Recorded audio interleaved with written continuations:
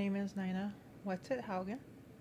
I'm a tribal member from the Fort Peck Sioux in northeastern Montana.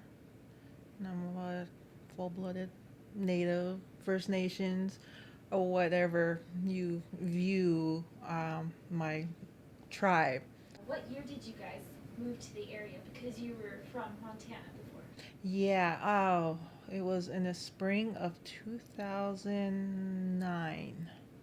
Yeah, spring of 2009. How did you hear about Chris, and what was your first impressions meeting her? Well, basically it was through for a job. My Alan, my husband, Alan Haugen, he was working at the Farmers Union, I believe that's called here in Wild Rose, and Jerry approached him and asked what I'm doing, and then Alan said, "Well, she doesn't have a job, so she's at home, but at the time."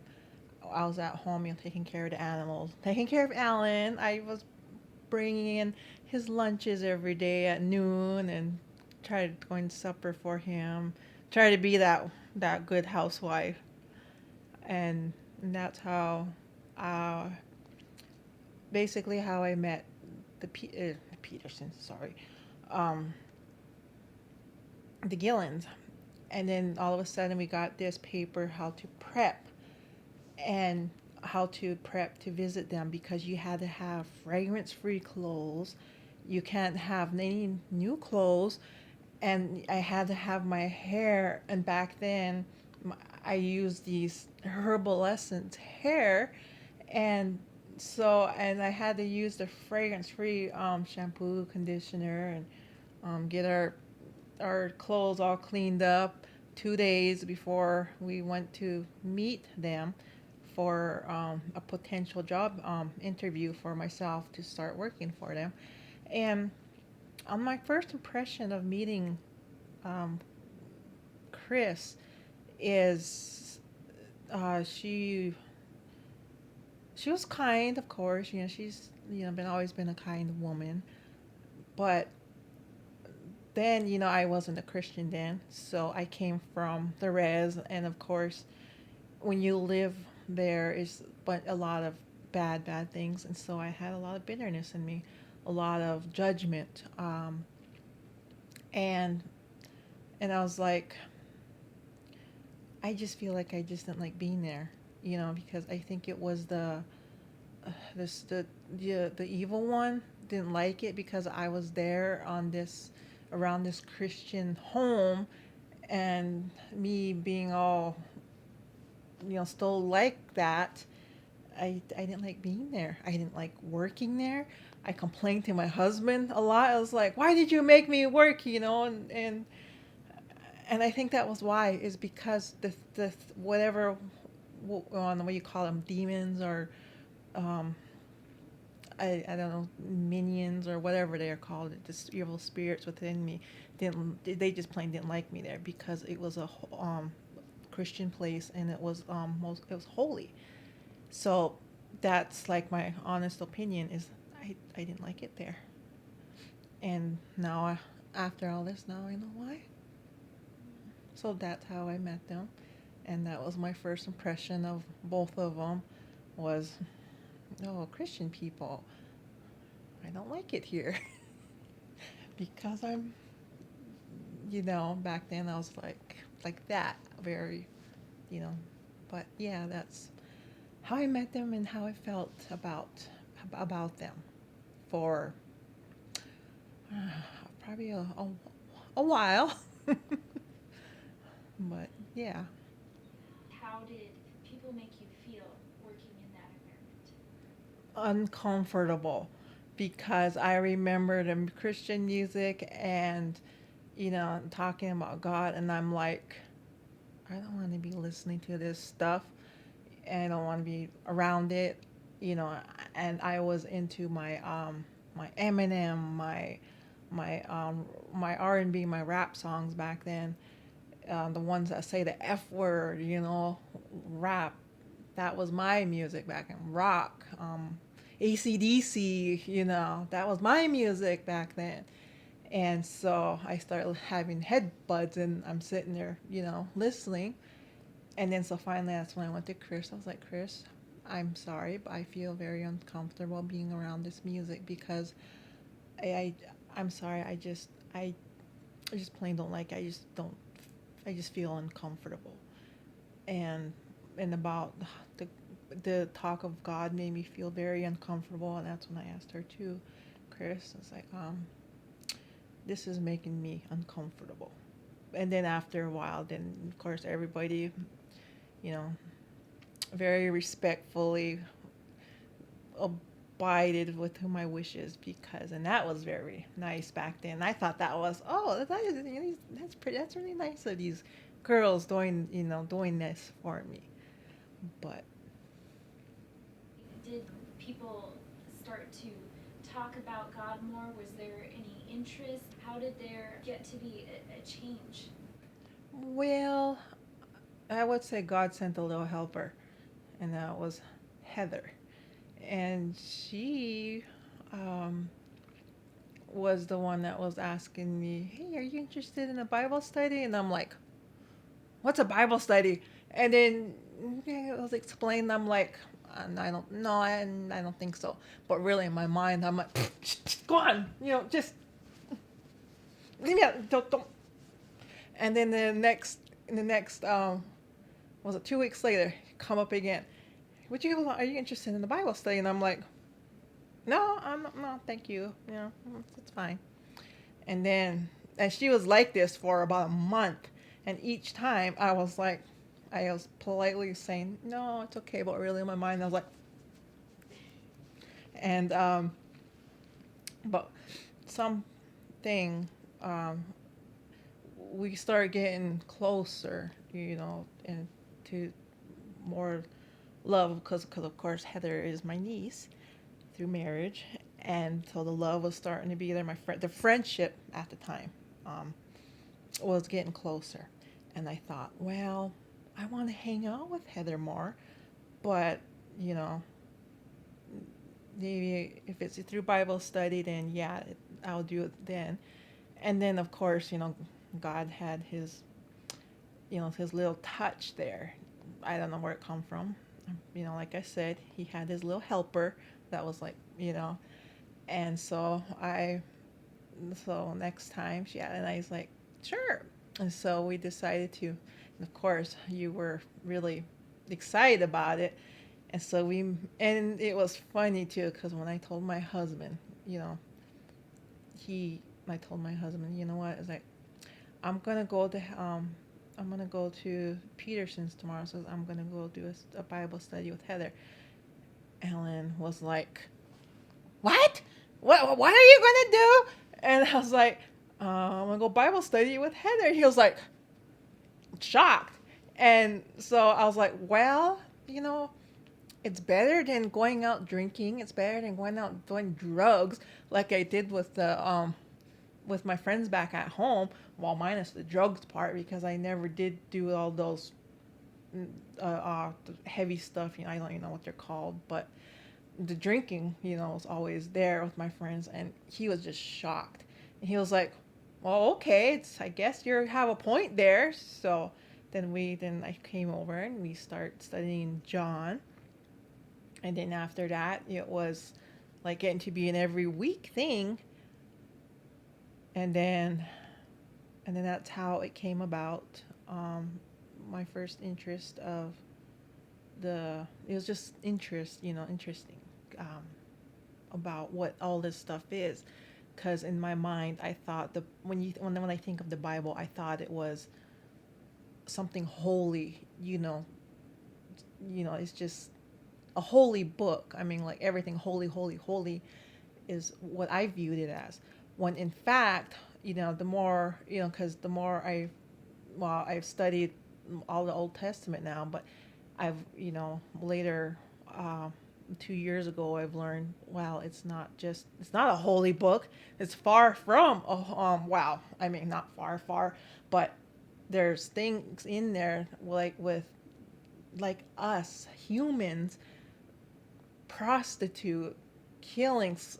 And I can't remember what the book this what book it is, but my mouth fell open when they said that they chopped off this guy's head. And my mouth fell open. I was like, you know, and I was like, man, this Bible is not as holy as I thought. It's like us, you know, and so it was very interesting. Even now, today, that it intrigues me, you know, and so that's basically what got me on uh, more interested into the Bible part. And then I think I started going to church then too. Or was it before? I can't remember. So When did you start to hear about healings, about miraculous healings? I think you told me. I think Heather told me. Um, and that's what perked my interest. And I thought, oh, this is it real? I thought, is it? My thinking was, oh, it only happened back in Jesus's day or back in Bible times. I didn't know it was anything modern, and so that's what perked my interest was the healing. So I would be asking Heather more questions about it, and then after a while, then I would approach Chris about it, about healing, and it just really perked my interest. Um, and like I said, I just thought it was something that would be impossible of in today's era, today's standards, or today's time, um, whatever you call it. But yeah. When Heather and Chris started to tell you about miraculous healings, was it just like Bible stories that they would tell you? Did God reveal to you miraculous healing? What the women were telling me was modern healing, like nothing like 1,000 years ago or back in Bible time. It was modern, and that's what surprised me. And so I went and Googled miraculous healings, and these things would come up, and I'm like more blown away. I was like, wow, this is really happening. Um, so I thought, hmm. Both Heather and Chris had talked to you about modern healings. Was there an event that happened, and what led up to the event of a healing? Well, I forgot to mention when I first heard about them, I thought it was something that was unbelievable. I thought, oh well, science must have had to do to do with this. But until I've seen the miraculous and God's glory in what He did for Chris, and when I heard of that, when before that happened, because I was praying, I started praying during my difficult times, and God comforted me, you know, and a few times I would feel Him healing in my heart, child, you're gonna be, I'm with you, you're gonna be good, and I felt that healing because my marriage is was very bad back then, and so we were almost always fighting, and so I would cry out to God, and and then that was when I realized was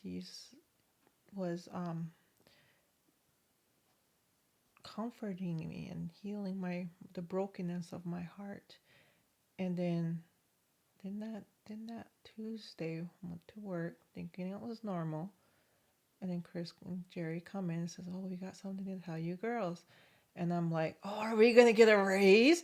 Or are we? Is there gonna be another big company that's gonna come in and buy more of the products? That would be awesome.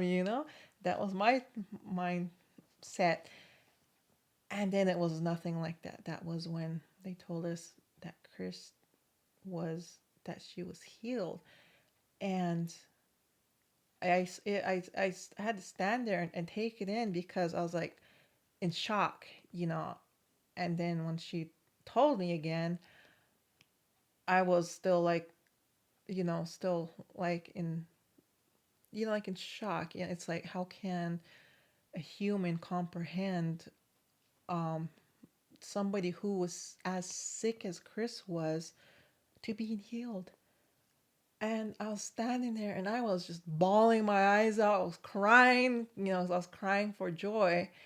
And it was something people say, oh, she must have been, well all this time, or oh, she was just faking it, and I can tell you that that's not, that's not true. I've seen her sick. And in fact, in all shame, I got her sick accidentally because I used to smoke. And of course, a smoker, when I used to take breaks and go outside and have a cigarette. And she was in the shop, and I came in, and then I got her sick because the cigarette smell was still on me, and I felt really bad about it. And she had to leave because she was coughing and coughing. She had to go, and then I've seen her laying on the couch, just because something, I can't remember what it was, something that she smelt, so she had to lay on the couch. And then I witnessed her. She got a batch of turkeys in, and then I happened to be at the house at that time. Just after the work thing, telling her, catching up on things about work. And then the newspaper, she was starting to get sick, and I was like, are you? Is it the newspaper? I would ask her, and she said, I think it is the newspaper. And yeah, it was newspaper even got her sick. And so she went in the other room. So I was trying to hurry up and take it out, take it away from her. And then and there's quite a few other times that I would see her like go upwind of exhaust fumes when cars would drive in. I would see her like kind of like rust scuttle upwind. And I mean, I've seen witnessed her sickness, and that's not nothing to say about someone saying, oh, well, she was faking it all these years, or oh, she was cured and she did not know it. And that's just wrong, because I've witnessed it. I've witnessed her getting sick. I've witnessed. And until that day when she came in and said that, and I was like I said, my mind, I'm human. My mind is human. And that's when I realized, oh, that's at the moment when I realized, well, God, He is real, and it was proof. Chris is there, not sick. And I don't think I'll ever forget that day, because I was in the office just bawling my eyes out from joy. And then Chris, she came up, she was like, what's wrong? And I'm like, yeah, I'm just, and she's like, it's okay. She started to hug me, but I will never forget that day. So, as you were praying before, was there something that you had asked God? When I was praying before, because I was, like I said, my heart wasn't with God or Jesus. It was still, I was human, and I was still in that old mind where the bitterness and the meanness, everything. I mean, all that bad, all the sins were still there, but still, I was, just being with the Bible, because I just had to be with my Heather. And but yes, I was like, well, you know what, God, if you show me a very big miracle, I will believe in you. And to be honest, I was I didn't think that anything would happen. I thought that, oh well, maybe my marriage will get better, or maybe, something will improve in my life. But I didn't expect that. I didn't expect that miracle. But it it's a beautiful miracle.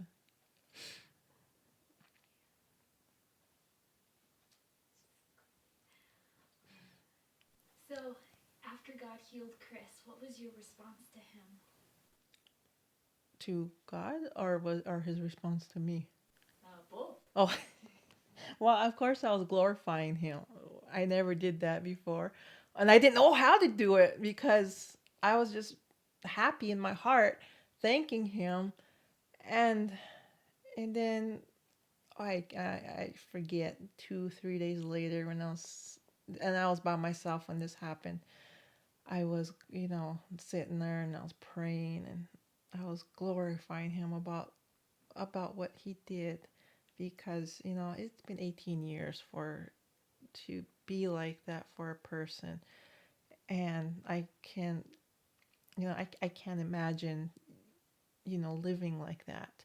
But that night I was praying, I was thanking him. I was like, for what you did, and like I said, I didn't know how to glorify him. I just kept praising him, thanking him. I didn't know no songs back then, so that was my way. And then and then he spoke. He spoke to me, and he told me, it's like I he's like, Nana, was like, I healed Chris for you to come to me. And I was like, what? And then of course, then the waterworks came again. I was crying again, and and then I was like, and then my heart even became more glad, more joy in my heart, because I've heard him speak to me, and that was the very first time I heard him speak to me. And I was shocked too, because like I said, I came from this very horrible person, from Poplar, to this person, you know, back 3 years ago when that happened. And then that was when I decided, I think I'm pretty sure it was that weekend. That was when I gave my heart to Jesus, because it's like, it's real. This is real. It's nothing. It's just, I can't think of any words to express the goodness of Jesus, and what he does for his children, you know. But that's what my prayer was, and that's what he told me.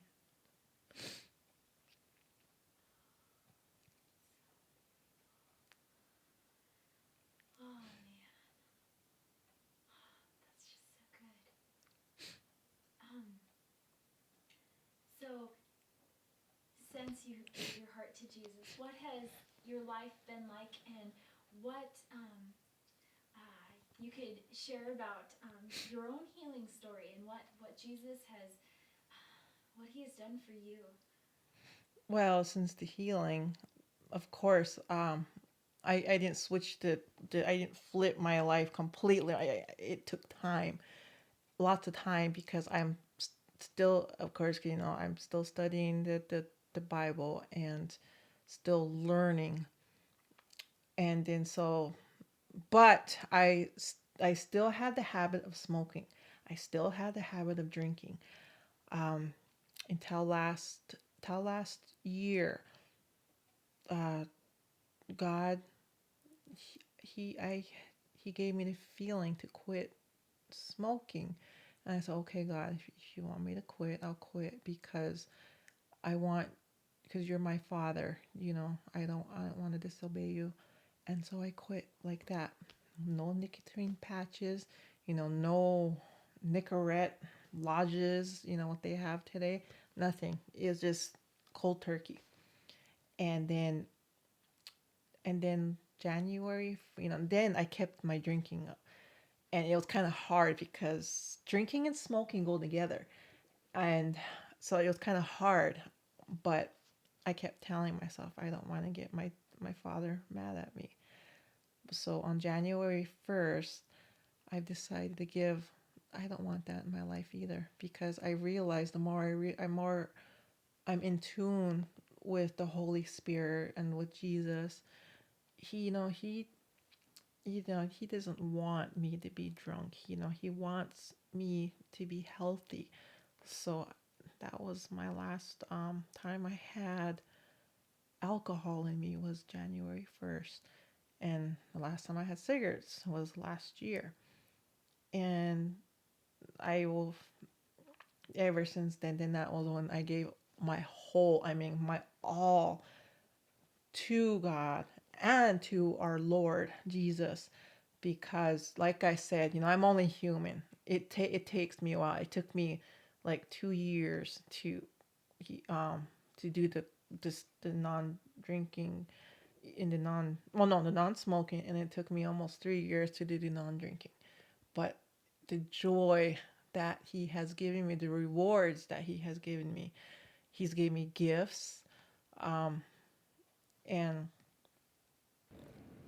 since for being obedient, I've been gave over those fears, and the spider fear, and but He's got His reasons for everything.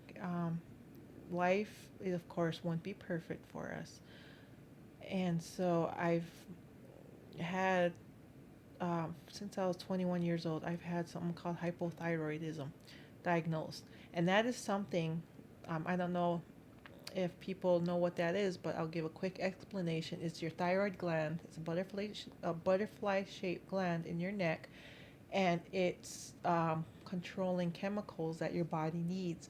And a person could die from it if not properly handled. So the only to this day, there's not really known cure for thyroidism, because there's hyper and hypo. I was hypo, and so I hurt my knee at the end of September. And since I was at the doctor, I said, "Well, take my blood test for my so I can see where my thyroid level is." So she did. And here later on, she was calling me, trying to get a hold of me. I didn't have time to call my doctor. So my just when my knee was starting to heal up, I re-injured it. So I went back to my doctor again. And then I finally got to ask the results of my thyroid, and I'm like, well, what is the level of my medication? Because she upped it this last time, because when you're on that, the only way how you can manage it is by you take medicine for the rest of your life. So, and she said, your thyroid levels are normal. And I was like, what? And she said that she was bewildered, confused. And then she asked me, "Are you taking any other thyroid treatments?" And I said, "No." And then I was like, still be like in shock. And she was like, "Well," she's like, "they're normal." That never happened all these years. So, after we got through the visit, I went home. Of course, the first person I called was Chris, because ever since her healing, we've all gone closer and closer now, because we're sisters in Christ, and we pray for each other and we love each other. Well, of course, me, I love everybody now. I'm not bitter towards you know that person, and so I called her and I told her every details of my doctor, and I was like, when I told her about that, and I told her, I was kind of confused about that. And she said, "Oh, honey," she said, "that's God. He healed you." And then my mouth fell open even farther. I was like, "What? Huh?" You know? And then it hit me. I was like, "Oh, God healed me. He healed my thyroid." And so I was so happy and joyful. And then when I got off the phone with her, and this was like about around the mid afternoon, So that the and to this day, I kind of still don't know how to glorify him, but all I say is I glorify you, God, and I celebrate by listening to modern Christian music because since I'm so new at this, I don't know the old hymns, so I listen to the modern Christian music. So I'm sitting there jamming to it all day, and then my husband comes home, and I didn't tell him right away. Um, so I And he was like, well, why don't we have a fire pit outside? So I was like, okay, can I take my music outside with me? And he was like, sure. So I took my music outside with me and I was jamming. I mean, I was happy. I was like, yeah, I even got up and danced one time because even though my knee was still kind of hurting, I danced. And then so one of the times, Alan went inside and over the music, I heard a, a big whoosh, like the sound of a wing. I mean, huge. Um, so I was like, oh, and I didn't see nothing. And so I was sitting there, just continue listening to my music, and then right in this vision right here, below the tree lines, an angel flew over me, and I was like, was that what I really seen? And I was sitting there quiet, and Alan comes back out, and I told him, you know, I just heard a big whoosh of wings, I told him. And he was like, oh, it must have been a big owl. And I said, this was no owl. I just told him it was a humanoid with wings. And had this confused. I was like, I seen an angel, I told him. I was like, and he was like, kind of like, because he's not a Christian, not yet. But he was, confused. And I told him, yes, I seen an angel. Um, so that they after I text Chris, and then she said that her and Jerry prayed for an angel to come and protect me and help guide me, and even with that, um, till this till today, spiritual warfare. My husband is not a Christian. Spiritual warfare. I've been experiencing that a lot. He drinks, and of course I, I don't know if he gets drunk or what, but I have nightmares. I'm fighting demons in my sleep. I even had, God even gave me a vision of a box um, with 3 swords in it. I mean, beautiful swords. I wasn't sure what they were meant for, but I was fighting these demons. So every time Alan drinks, I'm fighting demons. So spiritual warfare is real, but God is helping me.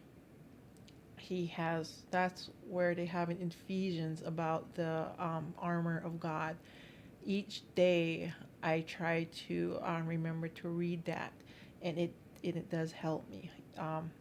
And I have to point out, when I quit smoking and drinking, the devil, I would dream of him. He would come up to me, and I can taste the cigarette, I can taste the beer. I'm smoking and drinking in my dreams until one day I had enough. I had a cigarette, and I was like, you know, devil, you can have this, and I threw it, and then the the devil or demon or whatever it was picked it up. I didn't see it, but he picked it up, walked towards me, and said something.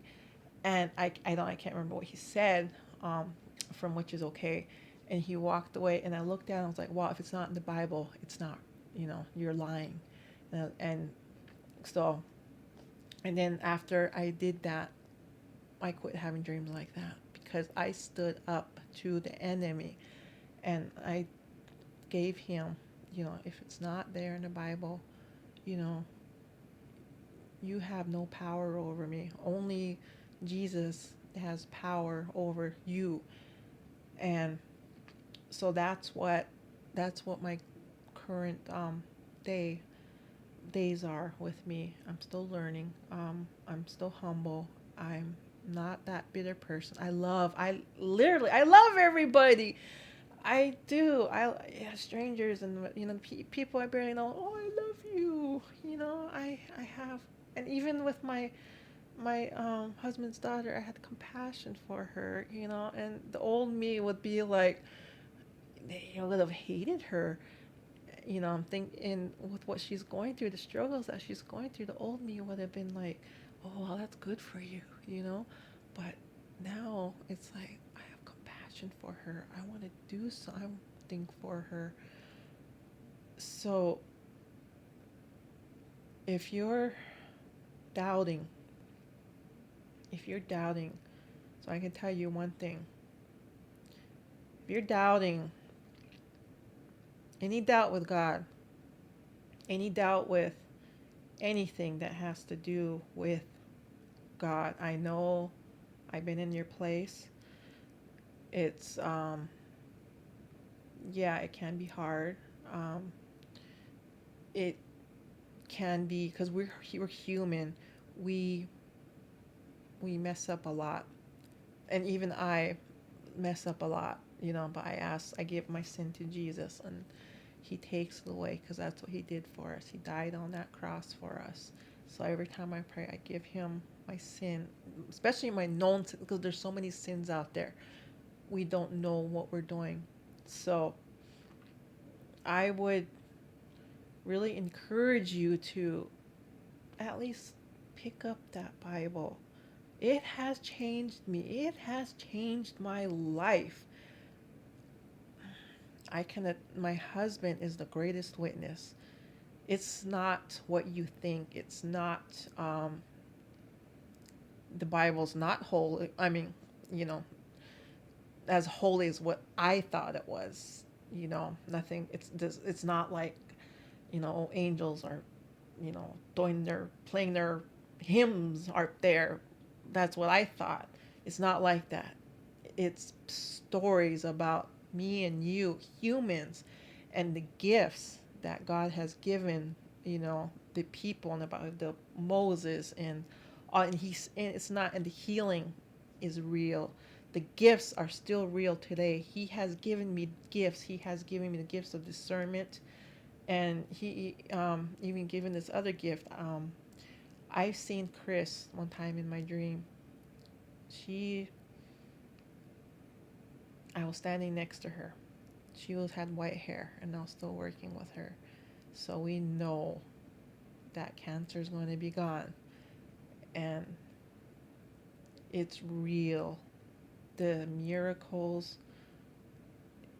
Don't doubt, and if you doubt, that's that demon in you whispering lies in your ear, because the demon is lies. Unfortunately, this earth is ruled by the devil. Um, that's very unfortunate. And for you to not even try, please do, because it has changed me. I mean, from this horrible person to the person I am today, who's full of compassion, full of love. Um, that's proof right there. I know a lot of you don't know me, but that's what I can tell you is He's real. He's a loving God. He's a sovereign God. I trials and tribulations. We all go through them. You know, don't curse Him. There's a reason for it. I can easily curse Him and say, "Why are you doing this to me?" But I don't do that. I praise Him because He's a loving, sovereign God. You know, and you will be rewarded. He has rewarded me so much in my life. Don't you give up. If you feel that tug in your heart, you take it and hang on to it, and don't ever let go.